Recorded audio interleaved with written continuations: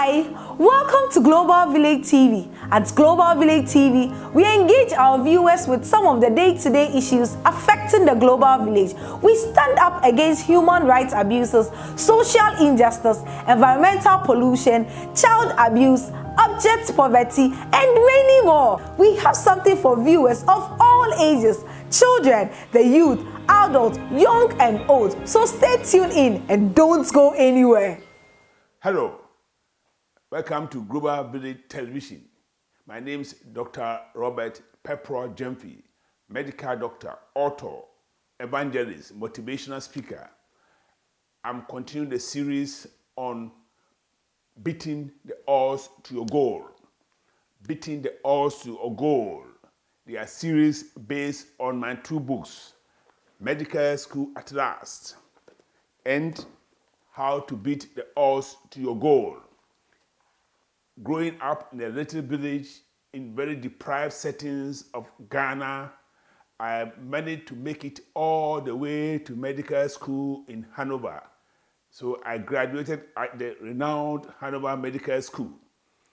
Along the way, I faced seemingly insurmountable odds.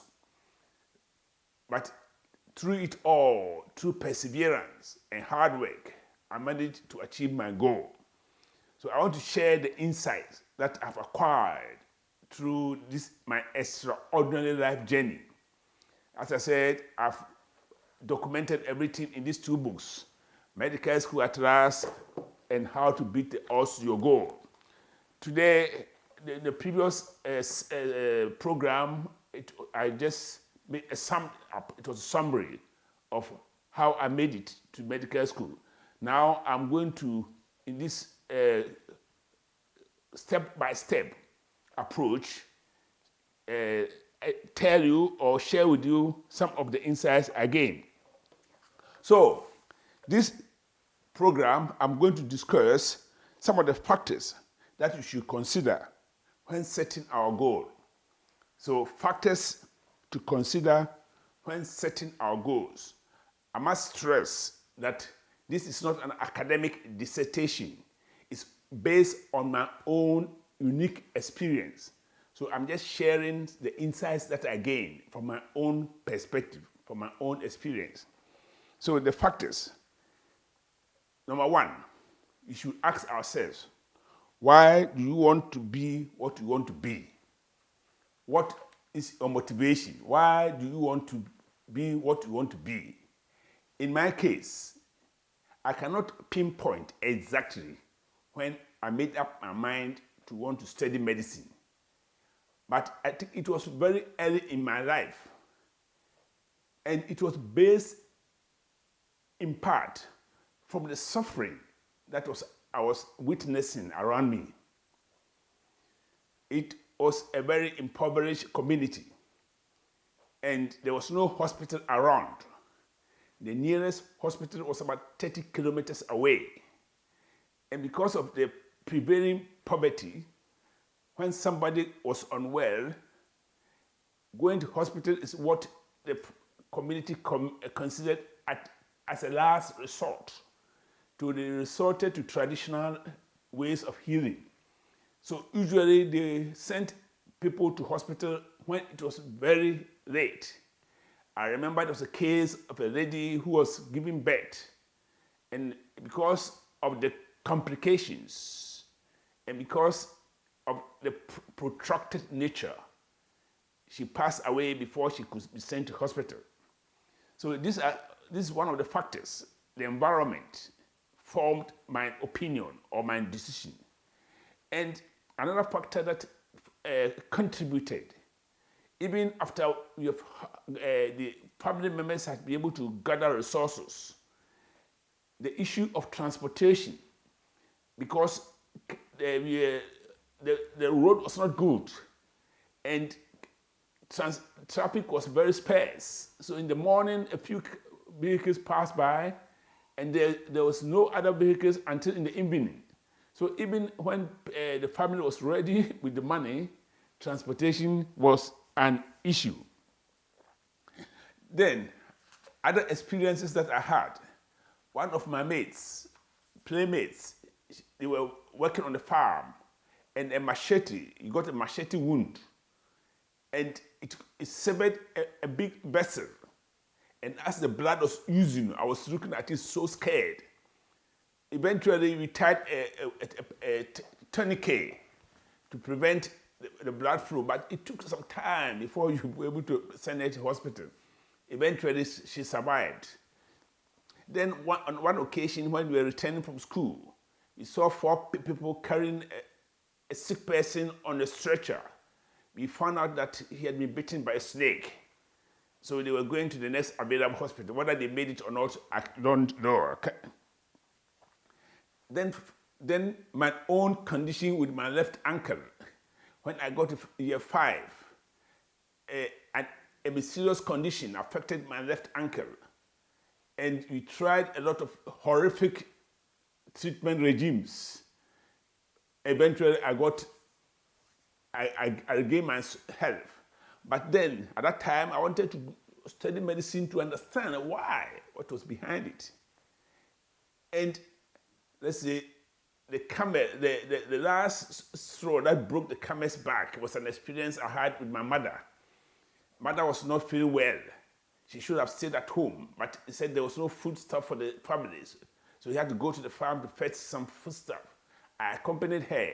She was not well, but she went. And she had to walk about 1.5 miles.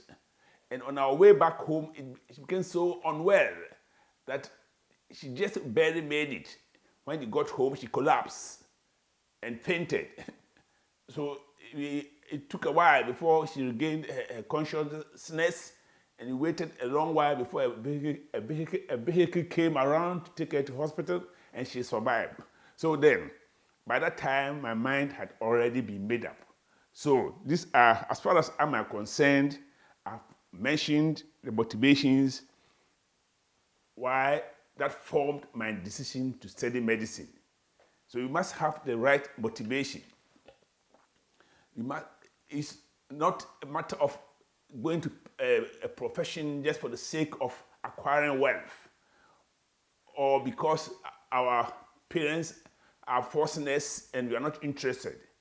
And talking about going to profession to acquire wealth, we know that in several parts of our world, people go into politics to acquire wealth instead of service to the community.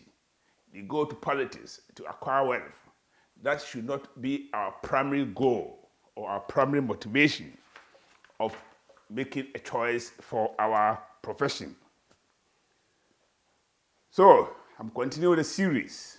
So, I'm talking about some of the factors that you have to consider in making our life choices of the profession you want to follow. So, the question that you have to ask ourselves, are you suited for the task? Are you suited for the profession? Not because your friend is going to that profession, you want to go there, even if you are not suited. It's very important. You must be suited for the profession. I want to cite an example, a short example. As I said, I'm just speaking from my own life experiences. When you went to medical school, in the first year, you had to dissect dead bodies. And the very first session, while we were doing our practicals, one of my mates collapsed, fainted, and was sent away. Why? Because he was nervous, or he could not stand the sight of dead bodies. So though he was intellectually fitted or qualified, he could not emotionally go into the profession. So that is the case. If you want to become a doctor, you must be somebody who is not afraid of seeing blood or suffering, unless, of course, you want to go into the field of medicine where you don't have to deal with human beings. There are some of them that are doing the research.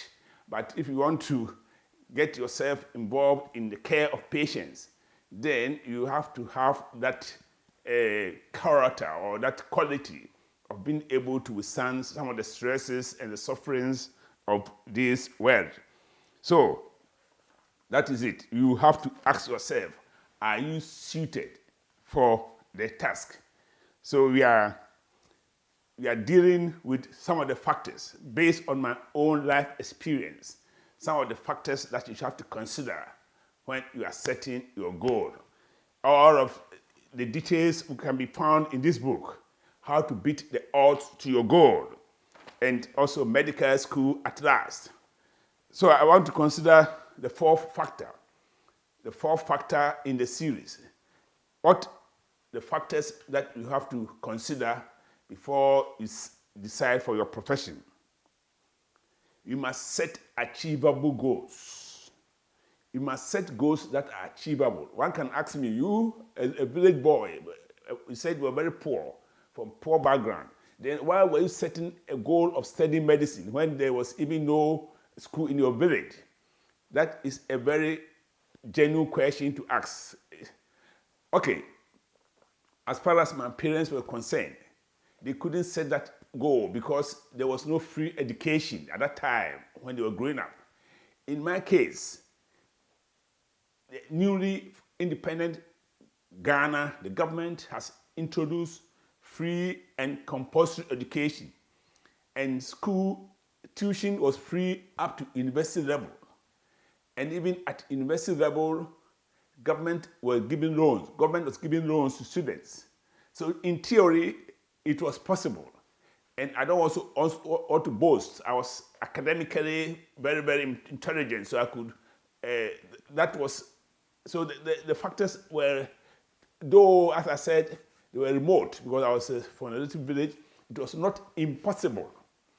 For example, if I wanted to become an astronaut going to the moon, in my case, in my opinion, that would not have been a correct goal as far as I'm concerned, because there's no facilities in Ghana for that. But though the chances were very slim of studying medicine, it was not impossible.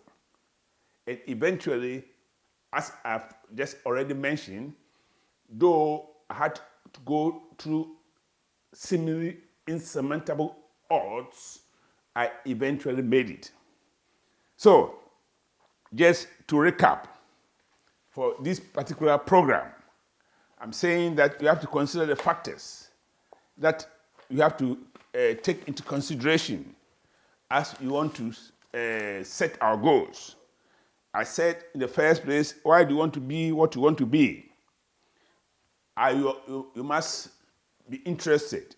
You must have the right motivation. You must be suitable for the task. And finally, the goals must be achievable. So that ends part one of the series.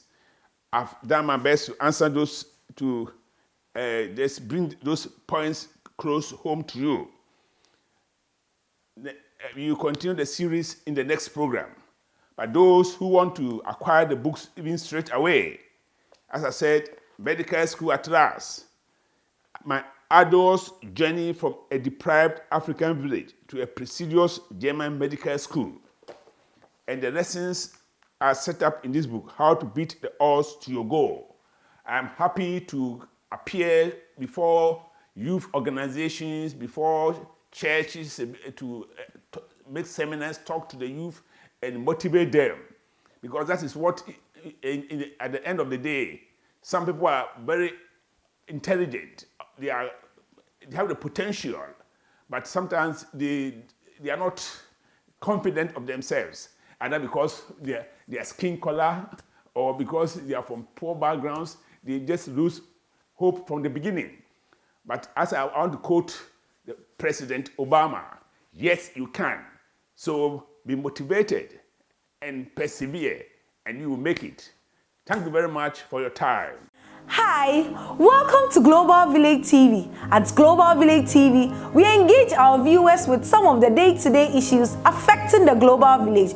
We stand up against human rights abuses, social injustice, environmental pollution, child abuse, abject poverty, and many more. We have something for viewers of all ages, children, the youth, adults, young and old. So stay tuned in and don't go anywhere.